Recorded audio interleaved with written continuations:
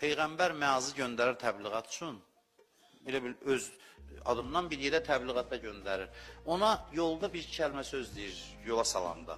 Deyir ki, yəssir və la tuassir. Asanlaşdır, çətinləşdirmə. Bu Peyğəmbərin din təbliğatçısına tövsiyəsi. Biz əksinə hərdən, mən valla baxıram, deyirəm ki, yaxşı sözü elə şəkildə dedik ki, xarab elədik söz.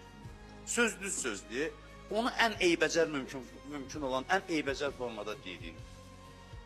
Ürəyimdə deyirəm, axı, niyə belə bir söz, niyə xarab elədin bu həqiqəti, cümləni?